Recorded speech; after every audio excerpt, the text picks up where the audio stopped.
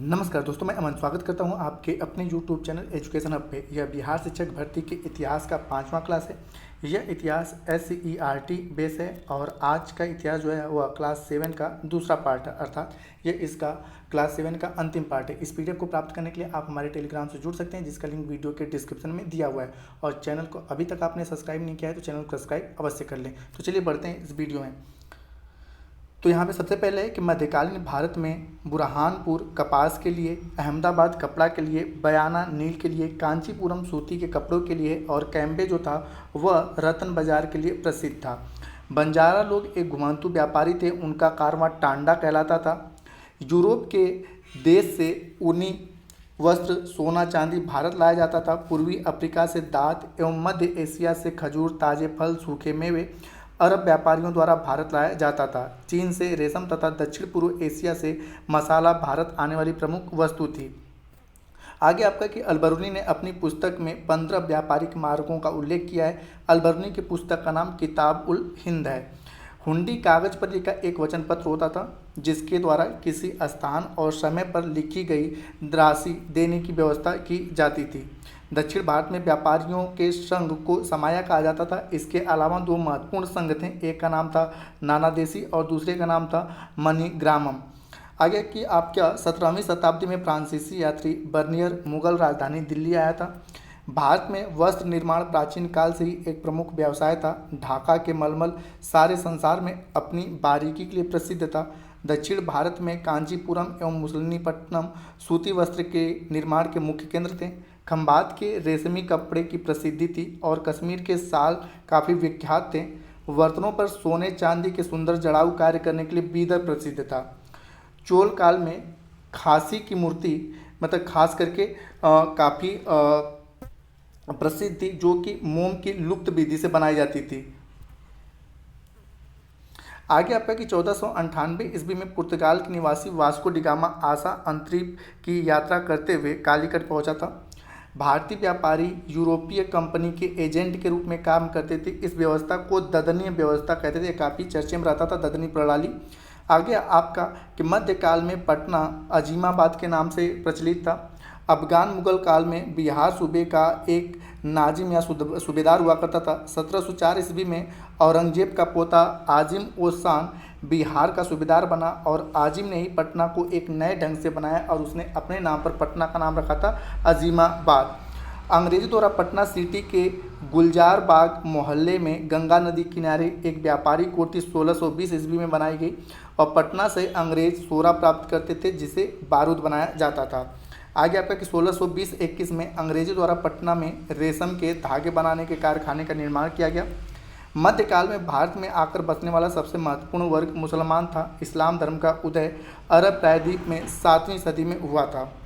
आगे आपका कि बिहार आकर बसने वाला इमाम ताज फ़कीह बिहार के पहले सूफी संत थे। तो आपसे पूछा जाए कि बिहार के पहले सूफी संत कौन थे, तो ताज फ़कीह जो थे वह पहले सूफी संत थे। अगला है आपका कि दिल्ली सल्तनत और मुगल वंश की राजकीय भाषा फारसी थी। अमीर खुसरो ने आधुनिक हिंदी के विकास में महत्वपूर्ण योगदान दिया। आपसे पूछा जाए कि आधुनिक हिंदी के जनक कौन है, तो अमीर खुसरो।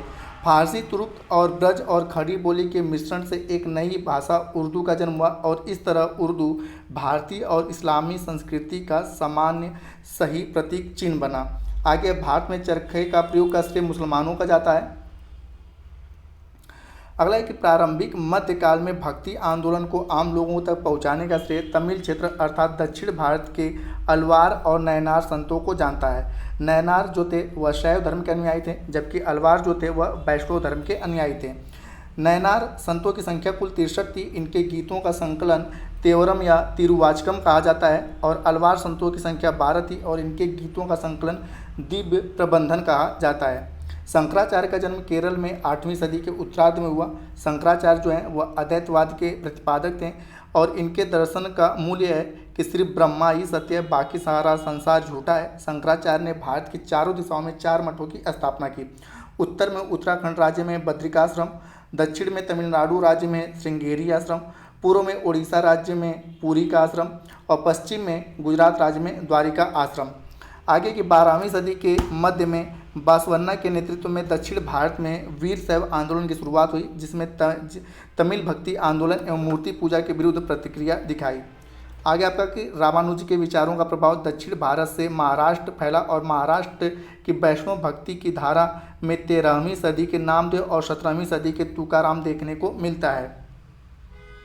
रामानंद जो थे राम भक्त संप्रदाय के प्रवर्तक थे और इनके जो शिष्य थे वह दो भागों में बढ़ गए, एक था सगुण और एक था निर्गुण। तो यहाँ पे सगुण संप्रदाय के संत तुलसीदास थे जिन्होंने रामचरितमानस की रचना करी। अन्य इन्हीं के परंपरा के मीराबाई, चैतन्य महाप्रभु, बल्लभाचार्य, सूरदास एवं रसकान आदि शामिल हैं। मीराबाई का संबंध मेवाड़ एवं मारवाड़ राजघरानों से है। बंगाल के चैतन्य महाप्रभु ने शैशवावस्था में संन्यास ग्रहण कर वैष्णव धर्म का सरल और नैतिक रूप प्रस्तुत किया। रामानंद के अनुयायी का दूसरा वर्ग उदारवादी और निर्गुण संप्रदाय कहलाया। इनमें से प्रमुख कबीरदास थे। कबीर के विचारों की जानकारी साखी और शब्द से मिलती है, जिसे संयुक्त रूप से बीजक कहा जाता है। गुरु ग्रंथ साहब का संकलन गुरु अर्जुन देव ने किया था। सिख धर्म के संस्थापक गुरु नानक देव हैं। इनके उपदेशों को आदि ग्रंथ में संकलित किया गया है। जब क्षेत्रीय स्तर पर धार्मिक सामंजस्य परंपरा प्रबल हुई, उसी दौरान बिहार में दरिया पंथ के उदय को देखा जा सकता है। दरिया पंथ के प्रवर्तक दरिया साहब थे और उनके अनुयायी उन्हें कबीर का अवतार मानते थे। भारत में सबसे लोकप्रिय सिलसिला चिश्ती था, जिसकी स्थापना अजमेर शरीफ में ख्वाजा मोइनुद्दीन चिश्ती के द्वारा की गई। चिश्ती संप्रदाय को भारत में लोकप्रिय बनाने का श्रेय निजामुद्दीन औलिया को जाता है। बिहार में फिरदौसी सिलसिले के संतों में हजरत मखदूम शराफुद्दीन याहिया मनेरी का विशेष महत्व है। बिहार शरीफ में मनेरी साहब का दरगाह भी है।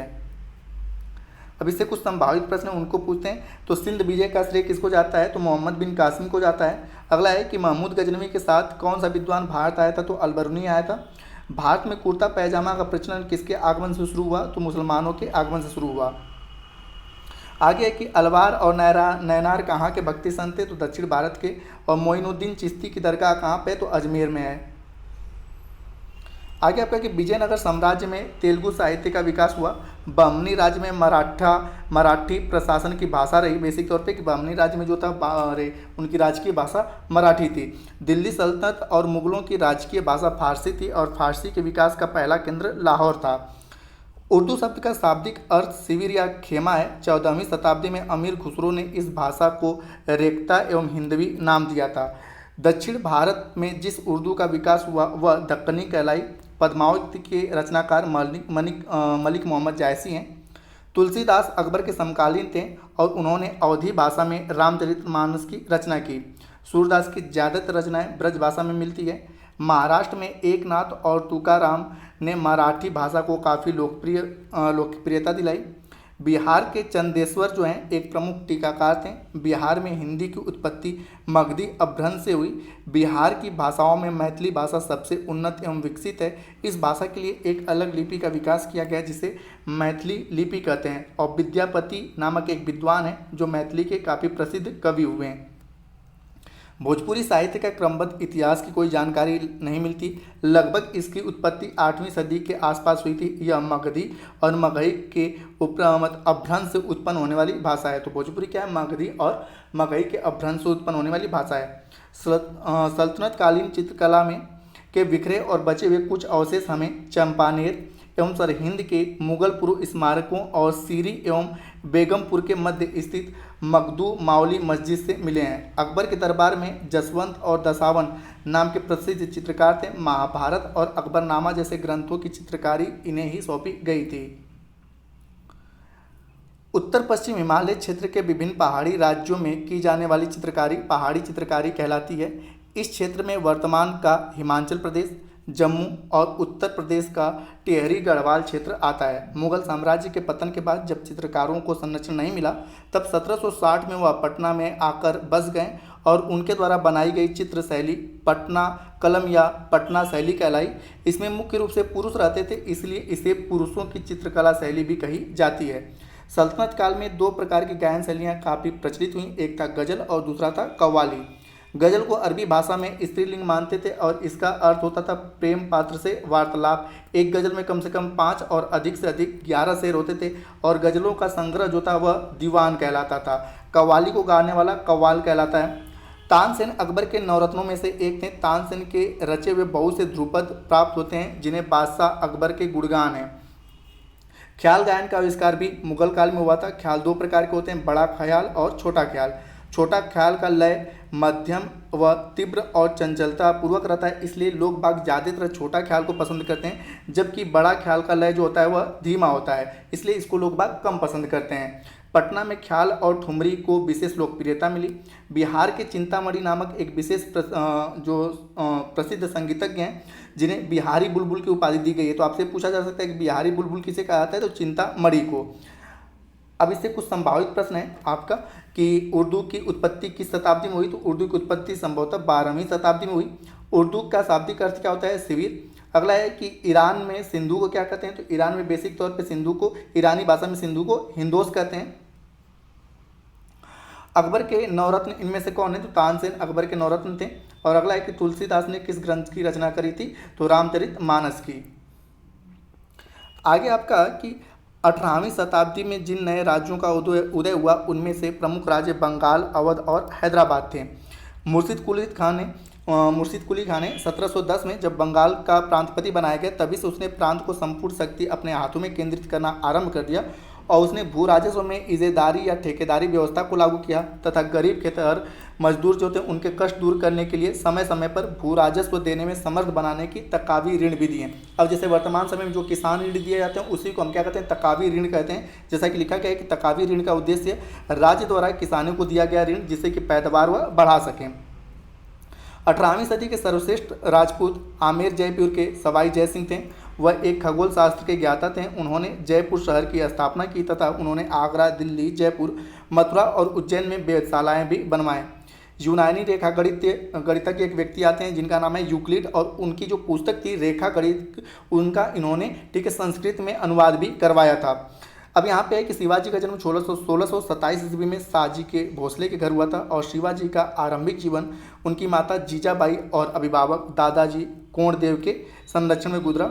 1670 में शिवाजी ने मुगलों और बीजापुर के विरुद्ध निर्णायक संघर्ष शुरू किए और उन्होंने पहले से जो उनके जीते हुए किले थे जिन पे अधिकार मुगलों का हो गया था उनको फिर से उन्होंने अपने अधिकार में लिया। शिवाजी के प्रशासन के उनके प्रशासन में बेसिक तौर पे 8 मंत्रियों का समूह हुआ करता था जिसे अष्टप्रधान कहा जाता था। जैसे कि इसमें जो सबसे शक्तिशाली अधिकारी हुआ करता था पहले नंबर पर पेशवा, जो कि एक तरह से कह सकते हैं कि प्रधानमंत्री। तो इसको पेशवा प्रधानमंत्री प्रशासन और अर्थ विभाग का प्रमुख था। यह राजा के बाद सबसे बड़ा या सबसे शक्तिशाली पद था। दूसरा था सर ए नौबत, इसे सेनापति कहा जाता था। तीसरा था मजुमदार, यह लेखाकार था। राजा संबंधी जितने भी पत्राचार लिखे जाते थे या जो भी ऑफिशियल कागज बनते थे मजुमदार के द्वारा बनाया जाता था। अगला था वाक़े नवीस, यह गृह और गुप्तचर विभाग इसके पास रहते थे।